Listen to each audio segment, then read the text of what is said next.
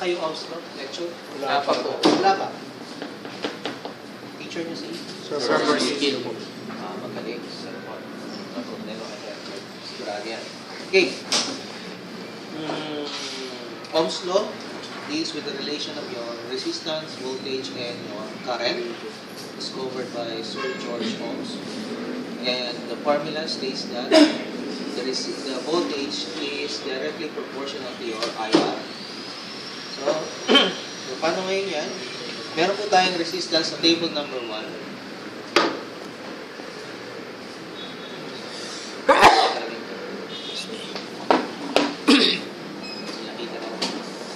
Okay. Sa table 1, nakalagay po doon na yung kailangan gawin mo muna yung circuit natin. Yan. Okay, circuit. Okay, importante, no? Paano po paggamit ng voltmeter sa ng ammeter? Okay.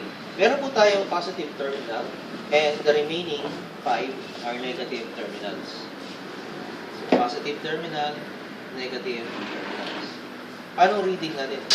Kapag ito nilagay ko sa positive, yung isa, nilagay po natin,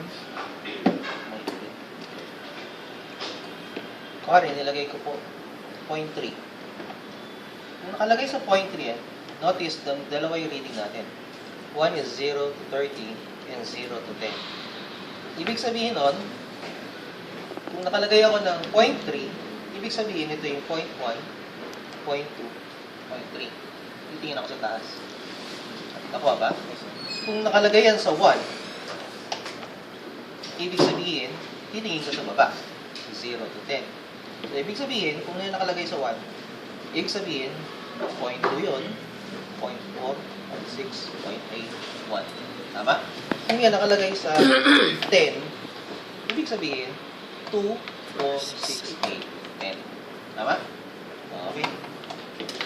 So, walang problem. Ganun din po dito sa voltmeter. Okay.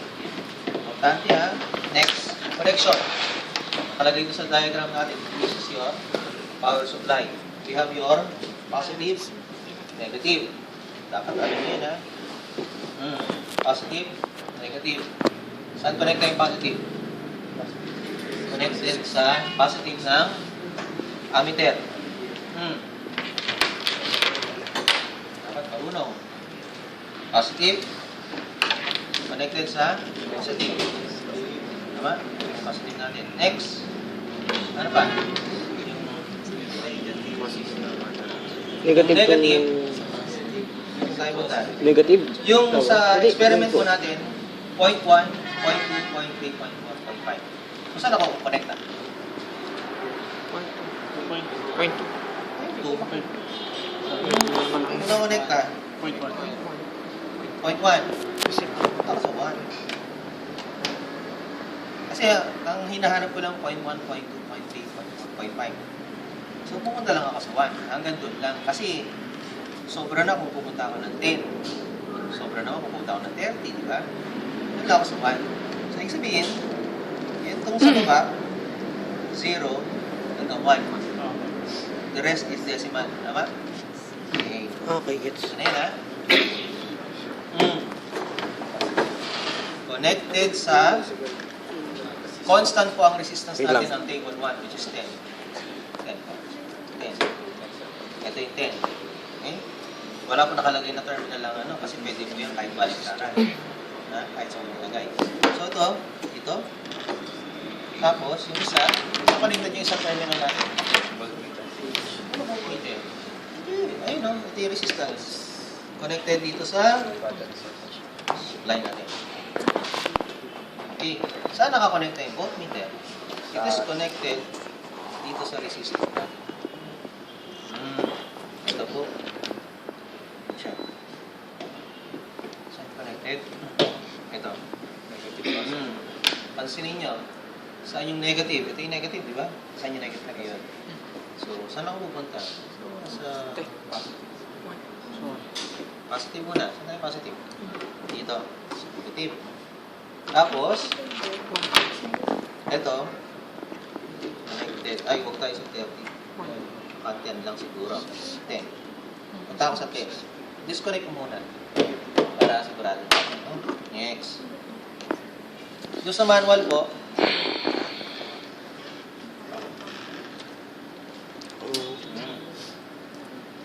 pag mali pong connection natin, yung needle po, papalo yan na papaliktad. Pag yan, pinayagan yung bumali yan ng matagal, masisira ito. This is done. 7,500. Sa final exam, kung nagkamali ka ng kabit, sira, bagsak ka na, bayad ka pa. Sakit, no? Oo, ganun mangyari, no?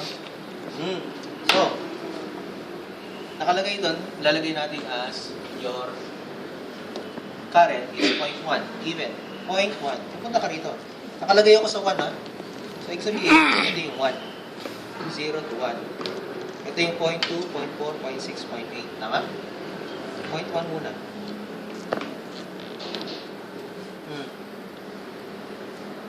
See? 0.1. Ito yung 0.1. Ito yung 0.2, diba? Ano ngayon yung voltage? Saan ako? Sa 10? Dito na. Dito natin. Huwag na mali. Ayun, tama. Umalaw siya. Pag mali, pag mali, kasi ninyo yung needle kung saan pupunta. Tama? Huwag niyo pipagyan, kinabit mo ng ganon. Dali ko din mo na. Kaya gumaganon. Patay. Bayad. Ha? Pinakita ko lang. Positive. Yan. See? Point. Pansinin nyo adjust nyo hindi naka point 1. Point 1 dito, ano dito? Okay? Point 2 dito, ano dito? Okay? Tama ba? Anong reading mo? Ayun, no? Nakalagay ko, no? Tapos, tama? Okay. So, meron tayong B, Reading mo niyo. meron tayong I. Yung voltage ay I. Record mo. Solve mo, B, R equals to B over I. That would be your theoretical. Ano? Experimental. Theoretical natin is 10. Given ito. Ito. Okay lang? May question naman. Solve for your percentage error. Okay? Next. Same procedure. Anong gagawin na ngayon natin dito is constant naman po yung table number 2. Constant ang voltage natin. 10. So, since nakalagay ako sa 10, masyadong malaki, no? Kasi parang sinabi mo isasagad ko ito hanggang dito. So, gagawin ko, lalagay ako sa 30. Ibig sabihin nun, 0, 10. Tama? Ito yung 10 na. Next. Given. Ito daw ay 100. Alasin mo to. Kung wala na, hindi mo kuryente. Hindi mo kamutat. Ito ay okay. Yan. 10. 100 ohms. 100 to, di ba? Yan. Ilalagay mo yun to as 10. Kung 10 to, ano nga ito? Diba? Yan yung current. Tapos, meron akong voltage. Paubos na yung recorder ko. Oo nga, given na ako Sure, record. 10 minutes lang ba yun? Tama, nakukompute ko na yung meron Ayan, akong current. 700 na no. Nakukompute ko na yung voltage. Ito. Ito yung given natin. 10. Ito given 10, diba? Meron ako dito. Meron ako to. Ito yung computed. Okay? Next. Yung 50, papalitan mo na ito ng 50.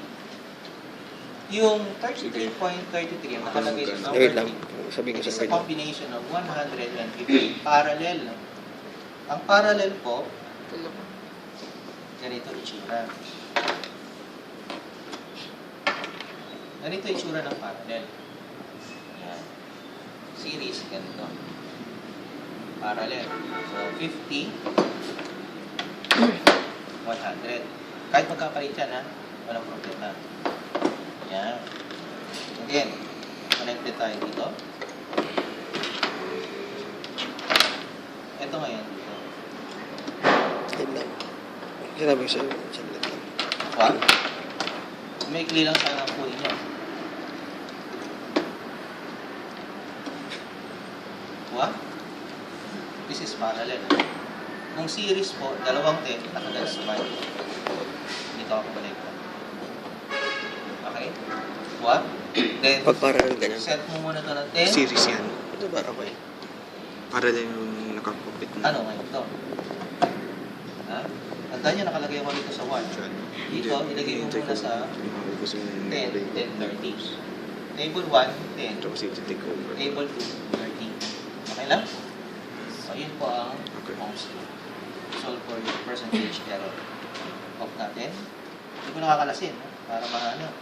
Yun yung grupo man yan. Okay. Next is Wheatstone Bridge.